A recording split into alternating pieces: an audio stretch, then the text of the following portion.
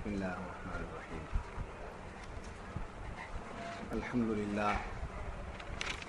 الحمد للہ رب العالمین والعاقبۃ للمتقین والصلاة والسلام علی افضل الانبیاء والمرسلین وعلی آلہ واصحابہ اجمعین اما بعد فقد قال اللہ تبارک وتعالی فی شان حبیبہ الکریم ان اللہ وملائکتہ یصلون علی النبی یا ایہا الذین آمنوا صلوا علیہ وسلموا تسلیما اللہم صلی علی سیدنا محمد وعلی آل سیدنا محمد وبارک وسلم اللہم صلی علی سیدنا محمد وعلی آل سیدنا محمد وبارک وسلم اللہم صلی علی سیدنا محمد وعلی آل سیدنا محمد وبارک وسلم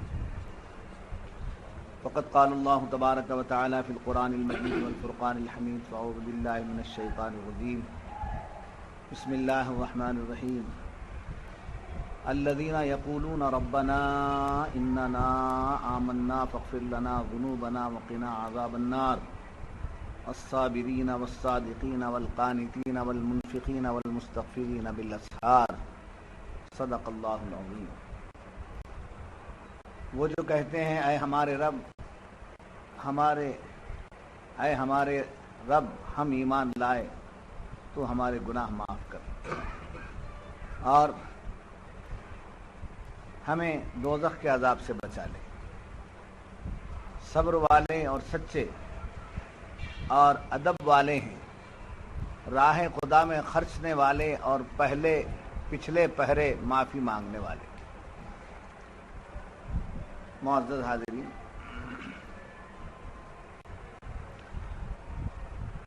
گزشتہ 4 اتوار پہلے جنتیوں کا ذکر چل رہا تھا کہ جنت میں یہ تمام نعمتیں ہیں اور اس جنت میں جانے والوں کے کیا اقسام ہیں، کون لوگ جنت میں جائیں گے؟ تو کہا متقی لوگ جنت میں جائیں گے۔ اور متقی لوگ کون ہیں، اس پر بات چل رہی تھی۔ متقیوں کی بات بتاتے ہوئے قرآن کریم فرما رہا ہے کہ وہ لوگ جو جنت کے مستحق اور متقی ہیں، ان کی زبانوں پر ہمیشہ یہ رہتا ہے کہ ربنا اننا آمنا، اے ہمارے پروردگار بے شک ہم تجھ پر ایمان لائے۔ ایمان لائے تو ایمان لانے پر احسان نہیں جتاتے ہیں معاذ اللہ، بلکہ ایمان والے کی ایمان کی کیفیت یہ ہے کہ وہ ربنا اغفر لنا، اللہ سے مانگے اے اللہ تو ہماری مغفرت ہم کو بخش دے۔ تو ایک ایسا لفظ ہے بخشش کا جس میں بڑائی کا سوال ہی نہیں پیدا ہوتا، جس میں بندے کے اندر عجز پیدا ہو جاتا ہے، عاجزی پیدا ہو جاتا ہے، عاجز ہو جاتا ہے۔ مولا میں کچھ نہیں، مولا میں بڑا گناہ گار ہوں، مولا میں بڑا خطا کار ہوں، میں دانستہ ہوں یا نادانستہ، جو بھی مجھ سے ہو رہا ہے تجھے معلوم ہے، بس میں کیا ہوں تجھے معلوم ہے، میں تجھ سے یہی مانگتا ہوں کہ تو مجھے معاف کر، تو ہمیں معاف کر۔ ہم ایمان لائے، ہمارے لیے نعمتیں عطا کر، ہم ایمان لائے تیرا نام روشن کر رہے ہیں، تیرا نام ہم اونچا کر رہے ہیں معاذ اللہ۔ اگر ہم تجھ پر ایمان نہ لائیں تو پھر تجھے پکارنے والا کون تھا؟ ایسی باتیں نہیں کرتے، ایسی بات سوچ بھی نہیں سکتے ہیں۔ ایمان والے کا حال یہ ہے کہ ہمیشہ اللہ کے حضور کیا کریں؟ معافی مانگیں۔ میں کیا کیا ہوں معافی مانگنے کے لیے؟ کیا کیا ہوں کیا نہیں کیا ہوں کی بحث نہیں، معافی مانگ۔ ربنا اغفر لنا، اے ہمارے پالنے والے تو ہماری مغفرت فرما، ہمیں بخش دے، تیری بخشش کے ہم بھکاری ہیں، تیرے سے ہم کچھ صلہ نہیں مانگ سکتے، کچھ صلہ نہیں مانگ سکتے۔ ہمارا عمل ہی ایسا نہیں ہے جس کو ہم پیش کر کے صلہ مانگیں۔ ارے ہم کو دنیا مانگنے یا ہماری ضرورت مانگنے کی ضرورت ہی کیا پڑی ہے، جبکہ اس نے ہماری ضرورتیں پوری مہیا کر دی ہیں۔ اب یہ مغفرت مانگتا اس لیے، جب بندہ مغفرت مانگتا ہے اپنے کیے پر یا نہ کیے پر، جس کو جانتا ہے اس پر، جس کو نہیں جانتا ہے اس پر، ہر اعتبار سے جب مغفرت مانگتا ہے تو مولا کی رحمت یہ ہے، میرا بندہ کچھ نہیں مانگتا ہے مجھ سے، بس بخشش مانگتا ہے۔ میرا بندہ مجھ سے کچھ نہیں مانگتا ہے، کیا مانگ رہا ہے؟ بخشش مانگ رہا ہے، بخشش مانگ رہا ہے، مولا معاف کر دے، مولا معاف کر دے، ربنا اغفر لنا ذنوبنا وقنا عذاب النار، اور ہم کو عذاب نار سے بچا لے۔ عذاب نار جہنم، اس کے بہت سے کیفیات ہیں، اور ان تمام کیفیات کا ماحصل یہ ہے کہ خدا کی ناراضگی، خدا کی ناراضگی یہی جہنم ہے۔ خدا ناراض ہو گیا تو پھر جہنم۔ تو کیا بولنا چاہتے ہیں؟ کیا وہ مانگ رہے ہیں؟ ہماری بخشش فرما اور ہم سے راضی ہو جائے۔ اپنی ناراضگی کا شکار نہ بنا، ہمیں اپنے ناراضگی کا شکار نہ بنا۔ ہم تیری ناراضگی سہ نہیں سکتے، ہم تیری ناراضگی برداشت نہیں کر سکتے، ہم میں وہ طاقت نہیں ہے۔ ہم سے راضی ہو جا، ہم سے راضی ہو جا، ہم سے راضی ہو جا، ہم سے ناراض نہ ہو مولا، ہم سے ناراض نہ ہو مولا، ہم سے راضی ہو جا۔ یہ کیفیات ہیں کس کی؟ جی متقی لوگ، جو ایمان والے لوگ ہیں، ان کی یہ کیفیات ہیں۔ اب پھر مزید یہ بتایا گیا الصابرین، متقی لوگ جو جنت کے مستحق ہیں، وہ جو انکساری بھی کرتے ہیں، اللہ کی ناراضگی سے پناہ مانگتے ہیں، اور کیا کرتے ہیں؟ صبر کرتے ہیں، صبر کرتے ہیں۔ اب صبر کیا ہے؟ صبر کیا ہے؟ مصیبتیں انڈیل لینے کے بعد اس کو برداشت کرتے ہیں؟ نہیں، صبر کی تین قسم: صبر علی الطاعہ، صبر علی الطاعہ، صبر علی المعاصیہ، صبر علی المکروہ۔ طاعتوں پر صبر کیا ہے؟ طاعتوں پر صبر، گناہوں پر صبر، اور جو مصائب آ جاتے ہیں، پریشانیاں جو آتی ہیں، ان پریشانیوں پر صبر۔ صبر تین جگہ، تین موقعوں پر ہوتا ہے: ایک طاعت کے موقع پر، ایک گناہوں کے موقع پر، ایک مصائب کے آنے پر۔ جی اب یہ بات کیا ہے کہ طاعت میں، نیکی میں کیا صبر ہے؟ نیکی میں کیا صبر ہے؟ نیکی تم نیک کام کریں گے تو اجر ملے گا، اس میں صبر کیا ہے؟ صبر یہ ہے، نیکی میں صبر یہ ہے کہ وہاں نفس رکاوٹ پیدا کرتا ہے۔ بات پڑھ لیں گے نماز، ابھی تو عمر بہت باقی ہے، ابھی تو عمر بہت باقی ہے، ابھی کرنا بہت باقی ہے، ابھی تو زندگی بہت بڑی ہوئی ہے، بات دیکھ لیں۔ نیکی کے موقع پر نفس آڑ آتا ہے، کہتا کون سی عمر بھاگ گئی ہے، ابھی تو عمر باقی ہے، ابھی تو جوانی ہے، نوجوانی ہے، ابھی تو جوانی ہے، ارے ابھی بچہ کچا ہے، دنیا دیکھنا ہے، ابھی کیا کون سے دن بعد میں؟ نفس وہاں رکاوٹ کرتا ہے۔ نماز پڑھیں گے، ابھی ہے نا، ارے سب کچھ کرنے کے بعد ایک بار حج کر کے آ جائیں گے تو پورے گناہ معاف ہو جاتے ہیں۔ ایسا نفس کیا کرتا ہے؟ نیکی کرنے کے بارے میں آڑ بن جاتا ہے۔ اب ایسا جب رکاوٹ بنتا ہے تو صابرین کی شان یہ ہے کہ وہ سب کو ہٹا دے، یہ دھوکہ دے رہا ہے، یہ نفس کی شرارت ہے، یہ مجھے مولا سے دور کرنے کے راستے ہیں، مجھے خدا کو راضی کرنے سے مجھے روک رہا ہے، یہ مجھے بہلا پھسلا کر خدا کو سے دور کر رہا ہے، یہ شرارت ہے۔ یہ کس کی شرارت ہے؟ نفس کی شرارت، نفس کی شرارت ہے۔ ارے بابا مجھے زندگی بہت بڑی ہے، یہ بول کر یہ بہکا رہا ہے، یہ بہکا رہا ہے۔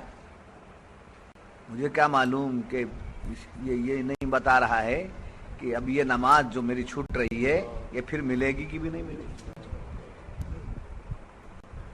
یہ جو نیکی کا مجھے موقع ملا ہے پھر سے ملے گا کہ نہیں ملے گا؟ کیا معلوم یہ روک رہا نماز سے, نیکی سے. کہتا ابھی بہت بڑا ہوا ہے. کیا معلوم کہ جب فرصت کا وقت آ جائے اس وقت میں بیمار پڑ جاؤں, اس وقت میں اٹھ نہ سکوں, اس وقت میں کوئی زلزلہ آ جائے. ارے آگے کی نیکی کرنے سے وقت میں کچھ اور ہو جائے, کیا مطلب, کیا معلوم, کون کیا جان سکتا ہے. اب جو آ گیا مجھے کر لینا چاہیے, اب جو موقع مل گیا پورا کر لینا. تو وہاں نفس کی شرارت کو پہچان کر, نفس کے جوش کو, جذبے کو دبا کر آگے بڑھنا یہ بہت بڑا ہمت کا کام ہے, بہت بڑی ہمت. پھسل جانا بہت آسان سمجھے. تو یہ طاعت پہ صبر. کیا ہے یہ طاعت کے معنی فرما برداری, حکم ماننا, اللہ کا فرمان ماننا, نبی کا ارشاد ماننا, اس پر عمل کرنا. اس موقع پر رکاوٹیں پیدا ہو جاتی ہیں. اور یاد رکھیے ہر اچھے کام کے شروع کے موقع پر نفس کی رکاوٹیں کھڑی ہو جاتی ہیں, اور چھوٹی موٹی رکاوٹ نہیں بنتی ہے, وہ بہت بڑی دیواریں بن جاتی ہیں, بہت بڑی دیواریں بن جاتی ہیں. ان دیواروں کو پھلانتے ہوئے, ان دیواروں کو توڑتے ہوئے آگے بڑھنا یہ متقی کی شان ہے.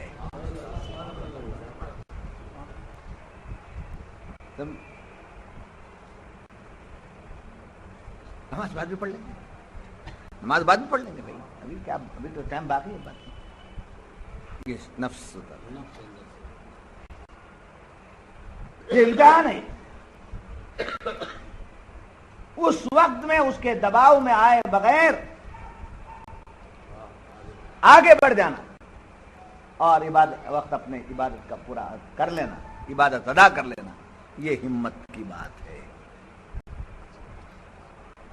جی اب صبر علی المعاصیہ, مصیبت پر یعنی بدی پر صبر, نیکیوں پر صبر ہوا, اب یہ گناہوں پر صبر. کیا ہے؟ تو نفس کیا کرتا ہے, نیکی کرنے میں رکاوٹ ڈالتا ہے اور بدی کرنے میں آگے بڑھاتا ہے, برائی کرنے کی ترغیب دلاتا ہے. سمجھے, کیا اللہ والے بن گئے, کیا بنے تو کیا ہوا, کوئی حسن بصری تو نہیں بن سکتا, ہم تو گناہ گار ہیں, اللہ معاف کرنے والا ہے, معاف کر. ایک دیکھ لیں گے, ایک فلم دیکھ لیں گے, ایک کر لیں گے, ایک نظر ڈال لیں گے, ایک حرکت کر لیں گے, اللہ توبہ کر لے تو اللہ تواب ہے, معاف کرتا ہے. تو برائی کی طرف رغبت ذوق دلاتا ہے. نفس کیا کرتا ہے, گناہوں کی طرف ذوق دلاتا ہے, بڑھاتا ہے, اور طاعت کی طرف کی نسبت سے روکتا ہے. سمجھے؟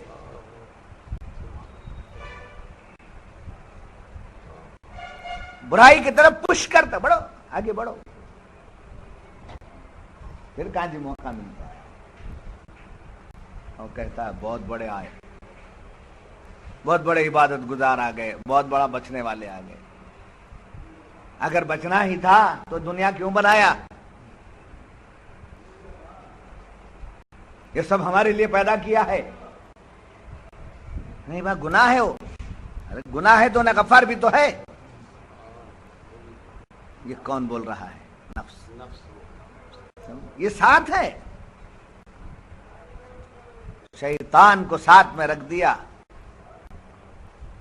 شیطان کو ساتھ میں رکھ دیا اور کہا کہ دیکھ تیرے سامنے سب چیزیں, ان تمام چیزوں کو توڑ کر آگے بڑھنا نیکیوں میں اور پیچھے ہٹنا برائیوں میں، یہ بڑے ہمت اور پامردی کی بات ہے۔ تو کیا ہوا؟ صبر علی الطاعہ، صبر کس پر؟ طاعت پر، سمجھے؟ صبر علی المعصیہ کہ میں گناہوں پر صبر۔ اس کے بعد صبر علی المکروہ، ایک ایسا موقع کہ اللہ کی طرف سے امتحان آتا ہے، سمجھے؟ قل لن یصیبنا الا ما کتب اللہ لنا هو مولانا، اے محبوب آپ فرما دیجئے لن یصیبنا، تم کو کوئی مصیبت ہم سے طرف سے نہیں پہنچ، لن یصیبنا تم کو کوئی مصیبت نہیں آتی، نہیں پہنچتی، قل لن یصیبنا الا ما کتب اللہ لنا، مگر وہی جو ہم نے تمہارے حق میں لکھ دیا ہے۔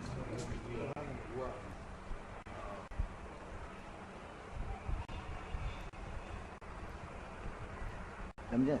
قل اے محبوب آپ فرما دیجئے لن یصیبنا، تم کو کوئی مصیبت نہیں آئے گی، الا مگر وہی ما کتب اللہ لنا، ہوا ما کتب اللہ لنا، وہی جو ہم نے تمہارے حق میں لکھ دیا، سمجھے؟ ہمارے طرف سے تمہارے لیے جو مصیبت اور ہے وہ مقرر ہے، وہ آتی ہے۔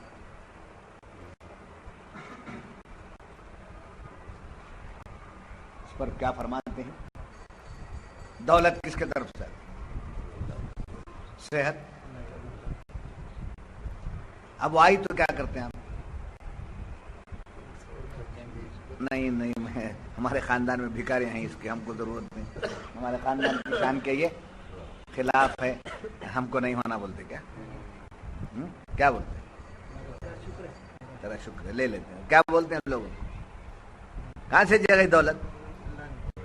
اللہ جس کو چاہتا ہے دے دیتا ہے، دولت جس کو چاہا اس کو دے دیا، لے لیے دولت، ویسے مصیبت بھی جس کو چاہتا ہے اسی کو دیتا ہے۔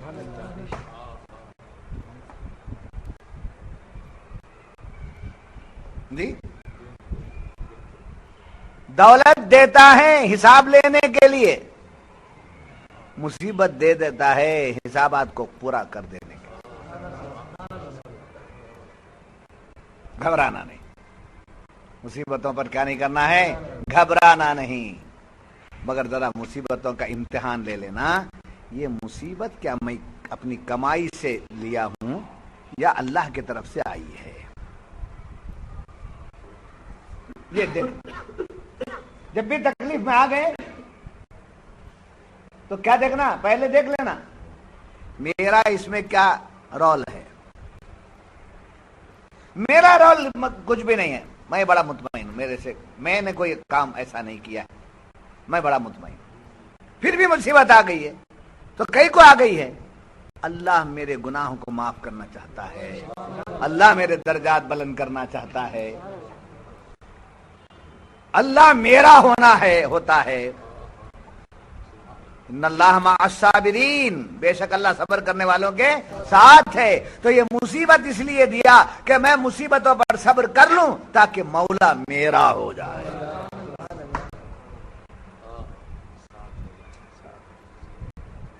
یہ بندے کو اپنا بنا، جب بھی کسی بندے کو خدا اپنا بنانا چاہتا ہے تو اس بندے پر مصیبتوں کو اڈیل دیتا ہے، اڈیل دیتا ہے۔ بلڈنگ کھڑی کرنا ہے تو زمین کو کیا کرنا ہے؟ کھودنا ہے۔ زمین میں گڈھا بنانا ہے، پانی نکالنا ہے تو زمین میں کیا لانا ہے؟ سوراخ لانا ہے۔ جی بلڈنگ باندھنا ہے تو پہلے زمین کو توڑنا ہے، کھودنا ہے، توڑنا ہے، چیرنا ہے، پھاڑنا ہے۔ جی اب دیکھنے والے کیا ضرورت ہے گڈھے پر کوئی گر کے مر گیا تو کیا ہونا، وہ یہ ہو گیا تو کیا ہونا۔ اور جب بلڈنگ تیار ہو گئی تو کہا میں نے نہیں سمجھا تھا کہ گڈھا کیا تھا، اب سمجھ میں آیا کہ یہ گڈھا اس لیے ڈالا گیا ہے نہیں سمجھ میں آئی مثال؟ یہ کئی کو مصیبتیں آ رہی ہیں، جب اس کا صلہ ملے گا تب بندے کو معلوم ہوگا یہ کہہ کو آیا ہے، یہ کہہ کے لیے آیا تھا۔ قل لن یصیبنا الا ما كتب اللہ لنا ہوا مولانا، ہوا مولانا۔ کیا فرماتے ہیں قرآن میں؟ اے محبوب آپ فرما دیجئے لن یصیبنا، کوئی مصیبت تم کو نہیں پہنچتی، الا مگر وہی، ما کتب اللہ لنا، جو ہم نے تمہارے لیے مقرر کر دیا۔ اب مصیبت اس کے طرف سے آ گئی، اس کا مطلب کیا ہوا؟ مصیبت من اللہ آ گئی۔ اب آ گئی تو ادھر ادھر واویلا میں نہیں کرنا، برداشت کر لیا تو کہتے ہوا مولانا، ہم تمہارے مددگار ہیں، ہم تمہارے مدد۔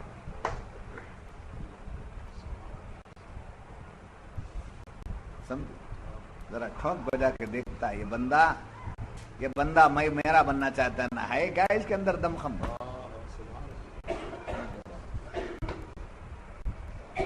سمجھے اس کے اندر دم خم کتنا ہے؟ دیکھنے کے لیے بجا بجا کے دیکھتا ہے، ہانڈی لینے کے لیے بجا کے لیتے ہیں، لوٹا لینے کے لیے بجا کے لیتے ہیں، بندے کو جب مولا اپنا بجا کے دیکھتا ہے، یہ جب بجتا ہے تب اگر یہ مضبوط نہیں ہے تو آواز الگ آنے لگتی ہے، مضبوط ہے تو کہتا ہے ہاں یہ میرا ہے، یہ میرا ہے، یہ میرے لیے۔ صبر علی الطاعہ، صبر علی المعصیہ، اور صبر علی المکروہ۔ اللہ کی طرف سے جو آئے مصائب، اب ہر مصیبت کو اللہ کی طرف نہیں چھوڑ دینا، اپنا حصہ بھی ادا ہے، اپنا شیئر بھی ہے، سمجھے؟ قرآن کریم میں جگہ فرمایا ما اصاب من مصیبت فمن نفسک وما اصابک من حسنۃ فمن اللہ۔ یہاں یہ فرمایا اللہ تعالیٰ نے کہ جو نیکی تم کو پہنچتی ہے، جو خوشی تم کو پہنچتی ہے، جو نیکی تم کو پہنچتی ہے، جو اچھائی تم کو پہنچتی ہے، وہ اللہ کی طرف سے۔ جو مصیبت ہے تم کو آتی ہے وہ تمہارے ہاتھ کی کمائی، تمہارے نفسوں کی کمائی۔ ایک مثال دوں گا، آسانی سے سمجھ لینا۔ بزنس ہے، چلتا نہیں ہے،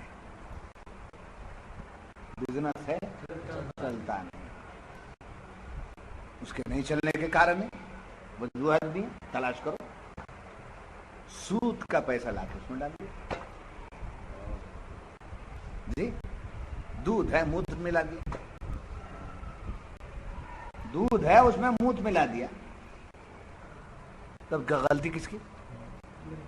دودھ کی یا موت کی؟ موت ملانے والے کی غلطی نا۔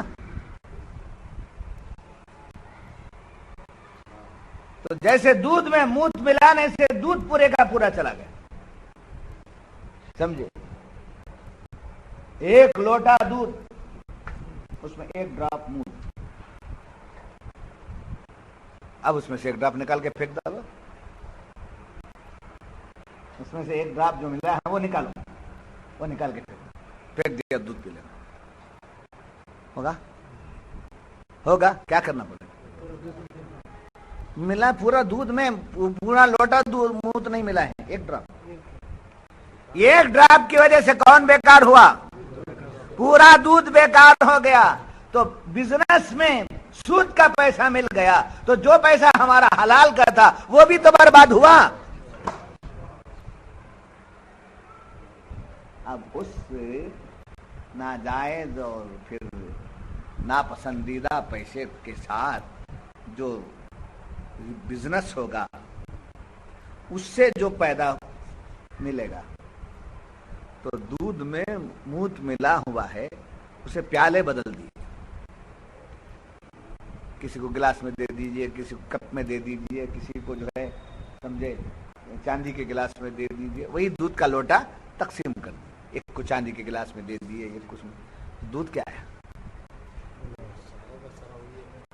چاندی کے گلاس میں آنے کے بعد بھی وہی ہے، کانچ کے کپ میں آنے کے باوجود بھی وہی ہے۔ تو ایسا ہی اس مال میں سود کا پیسہ جمع ہو گیا، اس سے جو کمائی ہو رہی ہے وہ بھی ویسے ہی ہوئی۔ اب وہ کمائی جب اندر جاتی ہے تو ہماری عبادتیں رک جاتی ہیں، 40 سال کی مقبول عبادت ختم ہو جاتی ہے۔ تب کیا آ گئی وہاں، کیا آ گیا؟ مصیبت آ گئی۔ وہ بھی اللہ کا احسان ہے کہ میں نے اس میں غلط راستہ اختیار کیا، خدا نے مجھے روک دیا۔ بزنس گندا ہو گیا مگر تو گندا نہ ہونے پائے۔ بندہ سمجھتا نہیں، حکمتوں کو سمجھتا نہیں سمجھنا۔ تو کچھ مصیبتیں آ جاتی ہیں تو کاہے کو آئی؟ پہلے اس پر انکوائری کمیشن بٹھانا چاہیے، یعنی اپنے آپ کی انکوائری کرو، کاہے کو آئی؟ اگر میرا معاملہ بالکل نارمل ہے، الحمدللہ مولا، مجھے تو اطمینان ہے، تو جانتا ہے، اگر مجھ سے کہیں بھول ہو گئی ہے تو مجھے معاف کر دے۔ اگر مجھ سے امتحان لینا چاہتا ہے تو تیری مرضی، مگر امتحان دینے کی میرے میں طاقت نہیں ہے مولا، محبت کر، سمجھے؟ اب مصیبتوں پر صبر کرنے کے بعد اللہ کی طرف سے جو مصیبتیں آئیں اس پر صبر کر لیا تو کون ملا؟ اللہ مل گیا، اللہ ہمارا ہو گیا۔ اب اس کے بعد دعا کرنا ہے اللہ مجھے صبر کی توفیق عطا فرما، مجھے صبر کی توفیق عطا فرما۔ یہ سی دعا نہیں مانگنا۔ صبر کو مانگنے کا مطلب مصیبتوں کو بلاوا۔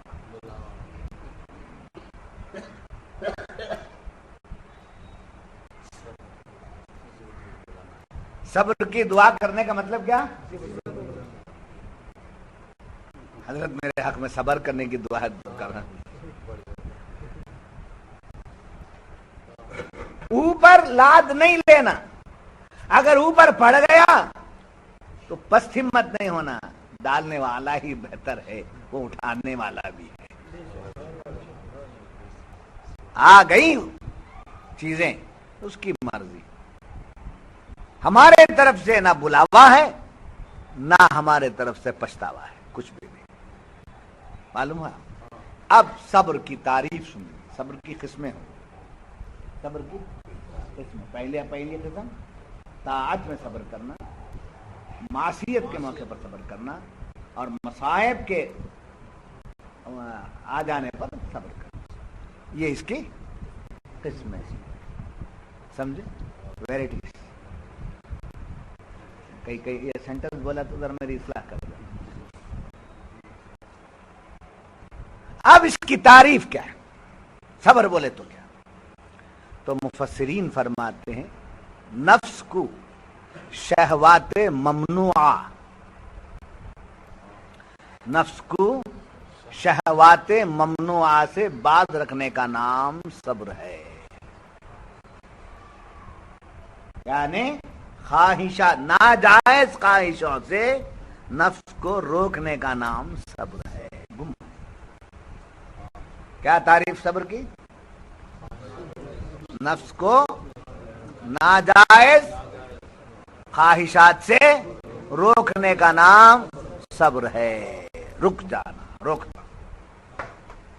ایسی کئی مثالیں لا لیجیے آپ، لا کر کے اس فیصلے پر آ جائیے کہ صبر وہ ہے کہ نفس کو شہوات ممنوعہ، یہاں ایک پوائنٹ ہے، شہوت ہے وہ بتانا چاہ رہا تھا میں، شہوت جذبات، اپنی جائز عورت کے ساتھ بھی جذبات ہیں، اور غلط راستے کا بھی جذبہ ہے، ادھر بھی نفس ہے ادھر بھی نفس ہے، جذبات نہیں ہیں یہ نہیں کہا جا سکتا، جذبات رکھے گئے، یہ فطری چیز ہے، جذبات فطری چیز ہے، اس غیر فطری طریقے سے اس کے استعمال سے روک کر جائز طریقے سے لے کر آنا صبر۔ غیر جگہ شہوات ممنوعہ، شہوت ہے، جذبہ ہے، مگر ممنوعہ جو شہوت ہے حرام چیزیں، ناجائز چیزیں، ان سے رک جانا، ان سے رک جانا، یہ کیا ہے؟ صبر۔ جائز امور میں اجازت ہے، جائز امور میں اجازت ہے جی۔ تو کیا کیا تعریف ہوئی صبر کی؟ نفس کو شہوات ممنوعہ سے روکنے کا نام صبر ہے۔ اب حدیث پاک میں آیا ہے مصیبتوں پر صبر کرنے کی نسبت سے، حدیث میں آیا ہے کہ سرکار دو عالم صلی اللہ علیہ وسلم فرماتے ہیں کہ مصیبت پر صبر کرنے والے کے لیے جنت میں 3 درجے بلند ہیں۔ سمجھے؟ جنتیوں میں سے 3 درجے بلند والی جنت ہے، جس میں سے ایک ایک درجے کی بلندی زمین سے لے کر آسمان تک کی ہے۔ ایسے 3 درجے بلند والی جنت اسے نصیب ہوگی جو کس پر؟ مصیبتوں پر صبر کرتا ہے۔ اتنی بڑی فضیلت ہے، 3 درجے والی جنت ملتی ہے۔ ہاں میں صبر کر لوں گا، دعا کیجئے صبر کی اللہ توفیق دے، وہ نہیں کرنا، مانگ کر نہیں لینا، اچانک آ گیا، آ گئی مصیبت، اس پر صبر کر۔ پھر آگے فرماتے ہیں بڑے پیارے انداز سے سرکار ایک دوسری جگہ فرماتے ہیں گناہوں سے بچنے پر جو صبر کرتا ہے۔ پہلے کیا ہے؟ پہلے 3 درجے والا جی، مصیبتوں پر صبر کرنے والا، گناہوں پر صبر کرنے والا، جو گناہوں پر یعنی گناہ کرنے سے جو بچ جاتا ہے، گناہ سامنے اگر کھڑا ہے، اب حرکت میں ہے، ایسے موقع پر اپنے کو بچا کر نکل جاتا ہے، صبر کر لیتا ہے، برداشت کر لیتا ہے، حرکت نہیں کرتا، برائی نہیں کرتا، اس کے لیے سرکار فرماتے ہیں 9 درجہ بلند، اس کے لیے 9 درجہ بلندی ہے، اور وہ درجہ جو ہے عرش و کرسی کے برابر ہے۔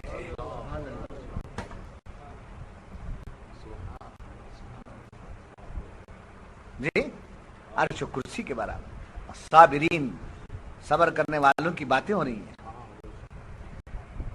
جی، سبحان اللہ سبحان اللہ۔ پھر آگے الصابرین کیا قسم بتائی گئی؟ الصابرین والصادقین، کیا ہے دوسری صفت؟ صبر کے بعد کیا ہے؟ صادقین، صادق صدق سے بنا ہے، صادق سچے کو کہتے ہیں۔ وہ لوگ کون ہیں؟ فرمایا مفسرین لکھتے ہیں سچی بات کرنا،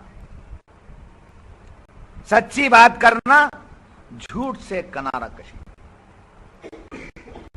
سمجھے؟ بات کریں گے تو سیدھی بات کریں گے، یہ میرا بھائی ہے، یہ میرا دوست ہے، یہ میرا بیٹا ہے، یہ میرا باپ ہے، یہ میرا نانا ہے، نہیں، کوئی کیوں نہ ہو، بات سیدھی۔ ذاکر صاحب آپ نے جو کیا غلط کیا، ایسا نہیں کرنا چاہیے۔ مجھے معلوم ہے کہ ذاکر صاحب نے ایسا کام کر دیا ہے، پھر چونکہ میں ذاکر صاحب میرے دوست پیر بھائی لبیبی شاہ میرے سمجھے پیر کے خلیفہ ہیں، اب میں کہا کہ لطیف صاحب آپ ان کے بارے میں ایسا بولتے ہیں، وہ نہیں، آپ جھوٹے ہیں، جبکہ میں جانتا ہوں کہ غلطیاں یہاں ہیں، سمجھے؟ نبھانے کے لیے میں ادھر ہو گیا، یہ جھوٹا صادقین کی جماعت نہیں ہے۔ صادق وہ ہے جو جھوٹ کو برداشت نہ کرے اور سچ بولنے میں کسی کی پرواہ نہ کرے، سمجھے؟ کوئی رشتہ، کوئی ناتا، کوئی تعلق نہ دیکھے، بات سمجھ میں آ گئی؟ صادقین، سچی بات کرنا، جھوٹ سے کنارہ کشی کرنا، اور سچی بات جب تک اس کا تکملہ نہ ہو جائے، سچی بات بول دیا اب وہ جب تک فائنل پر نہ پہنچے وہاں سے ہٹنا نہیں. گھڑی کو ماشا گھڑی میں تولا, ادھر دیکھا, بول دیا ہو گئی. بولنے سے پہلے ہر چیز کا زاویہ دیکھ لینا, دیکھ کر کے بات کیا تو اس پہ قائم رہنا. مجمع میں آ کر میں لبیب شاہ کے تعلق سے بول دیا, نہیں آپ غلط کر رہے. پھر گھر کو آئے, آپ نہیں سمجھے شاہ صاحب, وہ بات ایسی تھی شاہ صاحب, مجھے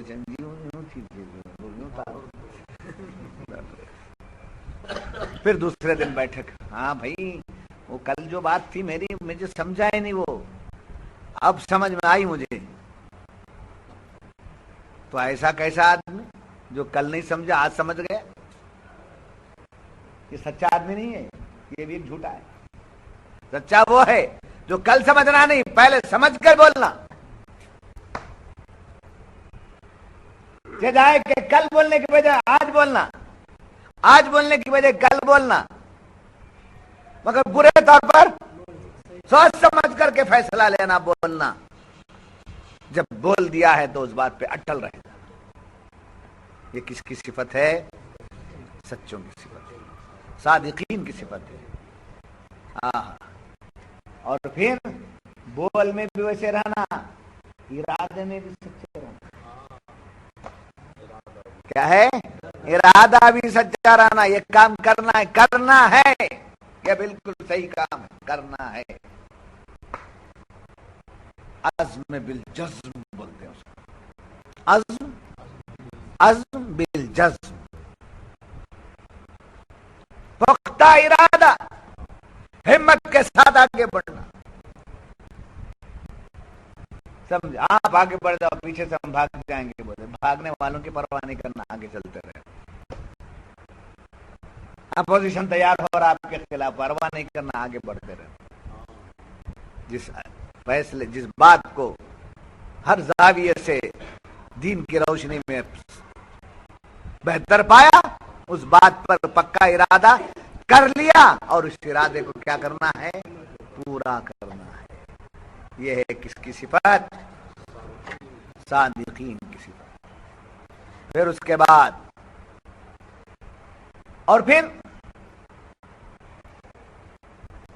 ہر سچی بات کا تعلق نیت پر منحصر ہے. کس پر ہے؟ صادقین کی نیت ایسی ہوتی ہے کہ اس نیت پر وہ قائم رہتے ہیں, تو ان کا چلنا, ان کا پھرنا, ان کا بیٹھنا, ان کا اٹھنا صاف صحیح ہو, درست اور سچا رہتا ہے, وہ بدلتے نہیں. سمجھے؟ اب اس کے بعد چلے صادقین. اس کے بعد والقانتین. اعلی حضرت نے یہاں ادب والے کا ترجمہ کیا ہے, مفسرین یہاں اطاعت کرنے والوں کی بات لائے. اطاعت کرنے والے, فرما برداری کرنے والے, ہر بات میں اللہ کی فرما برداری, رسول اللہ کی فرما برداری.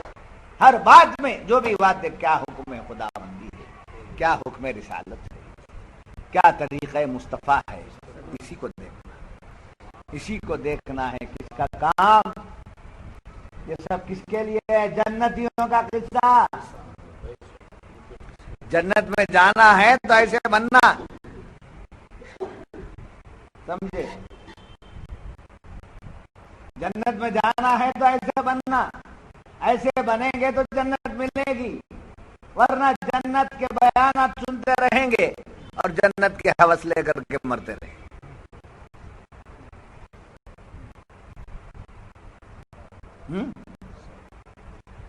وہاں پوچھا جائے گا کیا سرٹیفکیٹ ہے جنت کی آپ کے پاس؟ پرمیشن مانگ رہے, ایڈمیشن کر لینا چاہتے, کیا تمہارے پاس یہ ثبوت کیا؟ تو جنت برحق, جنت کی نعمتیں برحق, جنت ضرور ملے گی, مگر جنت میں جانے والوں کی یہ سب صفات ہے, یہ سب صفات ہے. بات سمجھ میں؟ اب آگے چلیے. والصادقین والقانتین منفقین، انفاق فی سبیل اللہ، سمجھے، مال لٹانا اللہ کے راستے، جنت میں جانا ہے تو مال لٹانا، سمجھے، کس کے راستے میں؟ اللہ کے راستے میں مال لٹانا، یہ جنتیوں کی علامت، یہ جنتیوں کی نشانی، خدا کے راستے میں مال لٹانا۔ اللہ کے راستے میں اگر مال نہیں لٹاتا تو جنت میں جا نہیں سکتا۔ خدا کے راستے میں مال لٹانا ہر اعتبار سے، مثال کے ایک بار زکات دے، زکات تو تیرا مال کمائی، جو مال اپنے لیے استعمال کرتا ہے وہ نہیں کرتا۔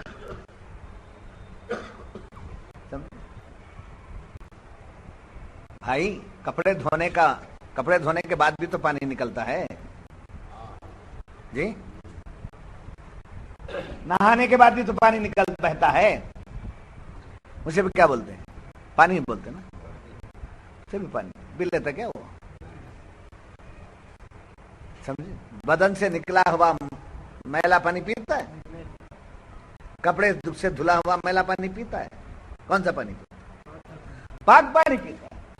تو اللہ کے راستے میں خرچ کرنے کے لیے مال کا میل نکال دیا تو بولے بہت بڑا کام کر دیا، وہ پی کے دکھا نہیں تھا، نہیں وہ زکات دینا کرتے، وہ صدقہ نہیں دیا تو وہ سامان پکڑ لیتے ہیں، وہ بچھوا آ جاتے ہیں، یہ ڈر کے نکالتا ہے، جو مال رکھ کر ہے اس میں سے نکالتا ہے۔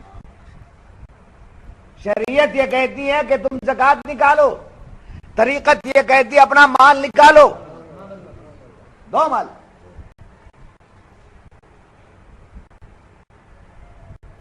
اللہ کے راستے میں مال نکالنا، کنجوسی نہیں چلتی ہے، جنت میں کنجوسی جا نہیں سکتا،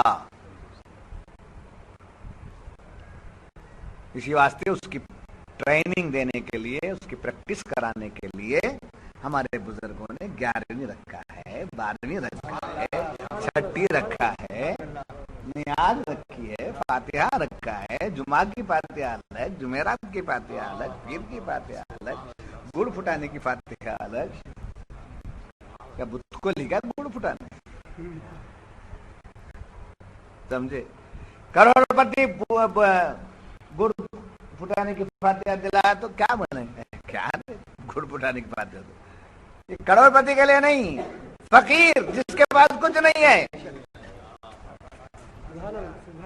ان کو یہ دیا گڑ پھٹانے کی فاتحہ جمعرات کی، تاکہ اس کے لیے بھی تو کچھ پیسہ لگتا ہے نا،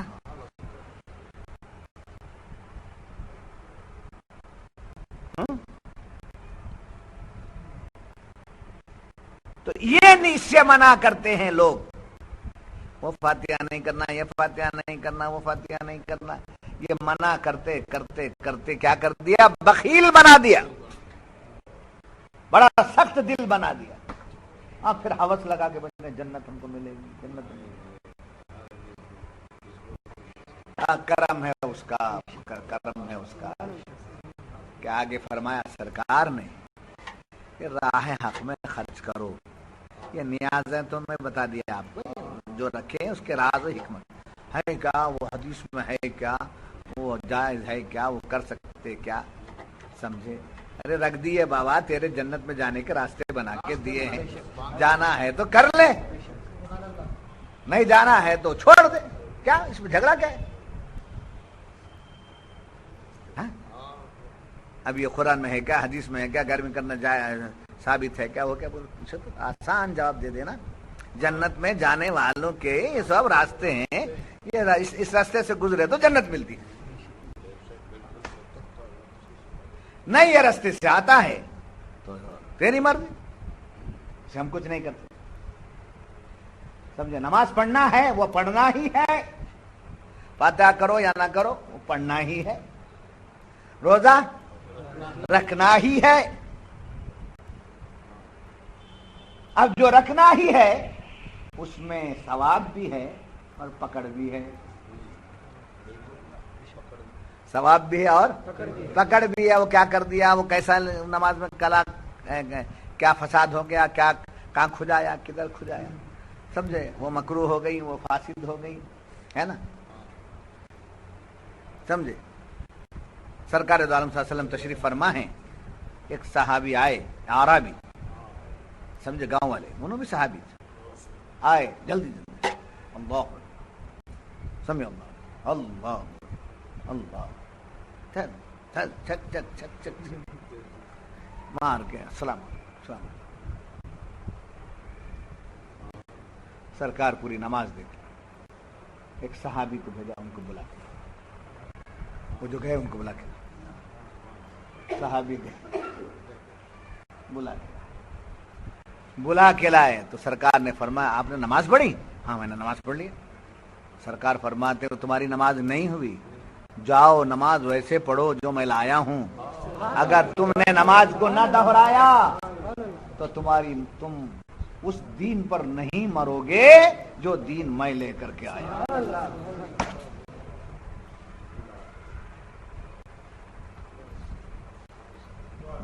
بات سمجھ، اس دین پر تمہارا خاتمہ نہیں ہوگا جو دین میں لے کے آیا۔ دوبارہ پڑھے، ہائے ہائے ہائے ہائے، اس صحابی کی قسمت بھی دیکھو، پہلے جب نماز پڑھے وہ یہ سمجھے تھے کہ حضور نہیں دیکھتے ہوں گے،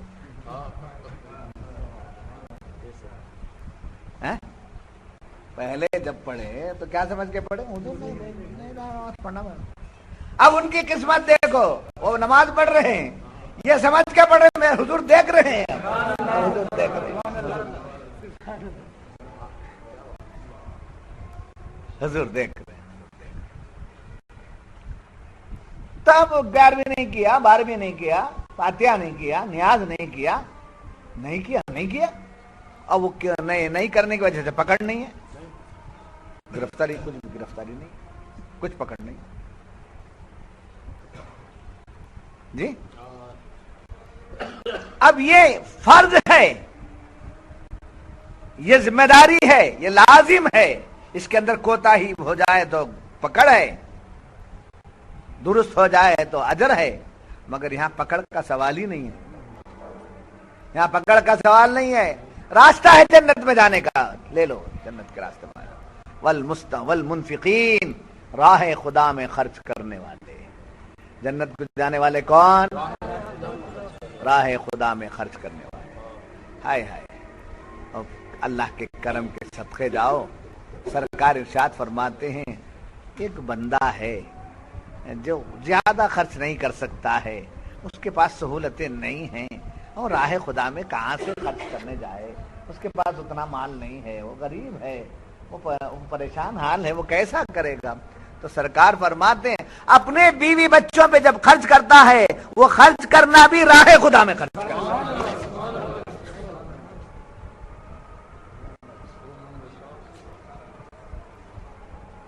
سمجھے کیا احسان ہے؟ اہل و عیال پر خرچ کرنا بھی کیا ہے؟ راہ حق میں خرچ کرنا۔ تو راہ حق میں خرچ کرنا کیا ہے؟ اہل و عیال پر اگر خرچ کریں گے تو وہ بھی کیا ہے؟ راہ حق میں۔ اور آگے سرکار فرماتے ہیں نیک نیتی کے ساتھ، عبادت کے جذبے کے ساتھ، اللہ کی رضا کے ساتھ، اب بندہ اپنے آپ پر بھی اگر خرچ کرتا ہے تو وہ بھی راہ حق میں خرچ کرتا ہے، سمجھے؟ تو اس طریقے سے منفقین کی بات آئی۔ اب اس کے بعد آگے کی بات چلیے، آخر کی طرف آ رہا ہوں، والمستغفرین بالاسحار، سحر کے وقت میں، صبح صادق کے وقت میں استغفار کرنے والے، استغفار کرنے، اپنے گناہوں کو یاد کر کے رونے والے، یہ بالاسحار، صبح صادق کا وقت بتایا، سحر کا وقت، سحری کا وقت بتایا گیا، کیوں؟ اس کے اندر فرمایا توبہ کرنے والے کے لیے سحر کا موقع یعنی وقت سحر اقرب الاجابہ، یعنی دعا کے قبولیت کا وقت ہے، وہ دعا کے قبولیت کا وقت ہے۔ سرکار دو عالم صلی اللہ علیہ وسلم ارشاد فرماتے ہیں صبح جس کے گھر میں نا اتفاقیاں ہوں، جھگڑے ہوں، اس کو چاہیے کہ صبح کی نماز فجر کی سنت کہاں پڑھے؟ گھر میں پڑھے۔ سنت پڑھ کر 70 مرتبے استغفر اللہ ربی من کل ذنب و خطیئۃ و اتوب الیہ پڑھے گا، اس کی عادت رکھے گا تو اس کے گھر میں تمام جھگڑے ختم۔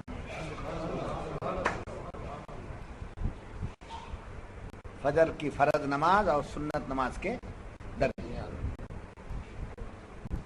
اذان کے بعد سے لے کر فوراً پڑھ لینا، 70 مرتبہ استغفار پڑھنا، پھر اس کے بعد جماعت، سمجھے؟ ہاں ہاں سبحان اللہ۔ اور یہ ایسا وقت ہے، فرماتے ہیں اس وقت میں اٹھنا نفس پر بڑا شاق گزرتا ہے،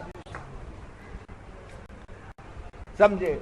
ظہر کو آ جائیں گے، عصر کو آ جائیں گے، مغرب کو آ جائیں گے، عشاء کو آ جائیں گے، مگر فجر کو آنا اور فجر سے پہلے اٹھنا یہ نفس پر بڑا سخت شاق گزرتا ہے۔ مریداں ہیں، مریدوں کو وہ وقت کی پابندی لازمی ہے، خاص طور سمجھے؟ اس سے کیا ہوتا ہے؟ صبح کے وقت میں اٹھنے سے اور اس وقت میں توبہ کرنے سے ہمارے جو آنے والی غلطیاں ہوتی ہیں، ہونے کا جو امکان ہوتا ہے، اس سے ہم بچ جائیں گے اور ان غلطیوں کی نسبت سے ہمارا دل مصفا ہو جائے گا۔ پہلے کیے ہوئے غلطیاں معاف ہو جائیں گی اور آگے کی نسبت سے غلطیوں سے محفوظ ہو جائیں گے۔ اس لیے کہ والمستغفرین بالاسحار، سبحان اللہ سبحان اللہ فرماتے ہیں۔ اور یہ وقت بڑا نہایت شاندار وقت ہے، اس میں رزق ملتا ہے، عزت ملتی ہے، اس میں خدا کی رضا ملتی ہے، اس میں دعا کی قبولیت ہوتی ہے، اس میں فرشتے آ کر دروازے کو بجاتے ہیں، اٹھو رزق لے کر کے آئے ہیں، رزق لے کر کے اٹھو اٹھو اٹھو۔ جب اٹھ کر دروازہ کھولتا ہے تو فرشتے سلام کرتے ہیں، فرشتے سلام کرتے ہیں۔ ابھی وہ مقام نہیں ملتا ہے کہ ان کو دیکھیں، مگر جب دیکھ نہیں سکتے تو مانو کہ حضور نے فرمایا ہے کہ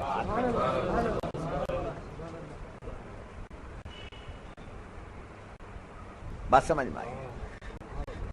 اور آسمان اول پر اس وقت میں، سحر کے وقت میں، جو رمضان میں 3 گنڈے کھانے کا ٹائم رہتا ہے، اس وقت میں وہ صبح صادق کا جو وقت ہے، اس وقت میں خدا اپنے فرشتوں کو آسمان اول کی طرف نزول کراتا ہے اور اعلان کرواتا ہے کوئی بندہ مجھ سے اپنے گناہوں کی معافی چاہنے والا، میں معاف کر دوں گا، میں بخش دوں گا، ہے کوئی مجھ سے مانگنے والا میں دے دوں گا۔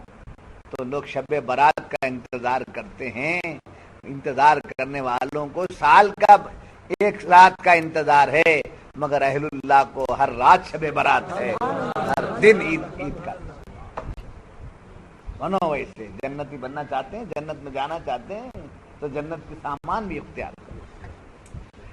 ہائے ہائے ہائے، ایک واقعہ بتا کر بات کو ختم کی طرف لاتا ہوں۔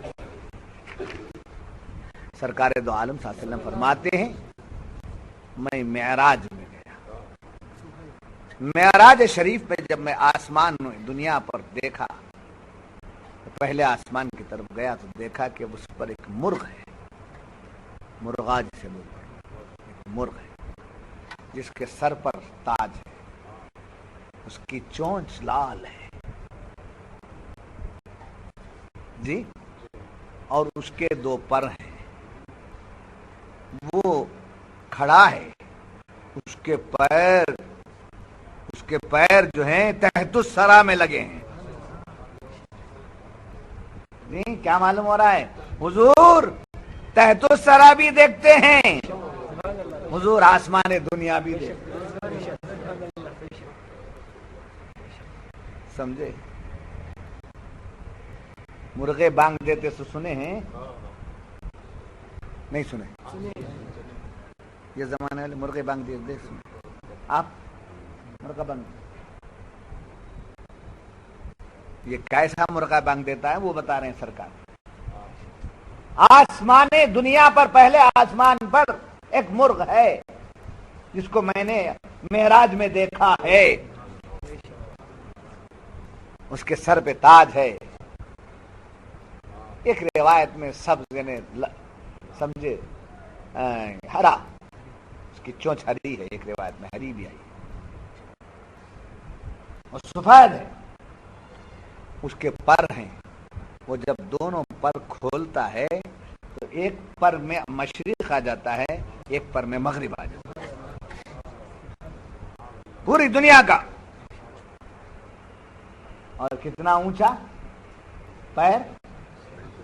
تو سارا ساتویں زمین کا ساتواں حصہ، نچلا حصہ، وہاں پیر اس کے.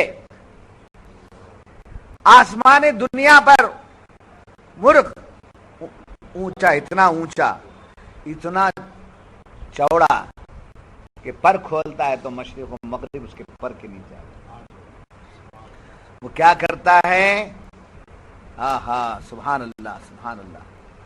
اور پھر فرمایا اس کا سر جو ہے میں نے آسمان دنیا پر دیکھا، مگر وہ سر کہاں تھا؟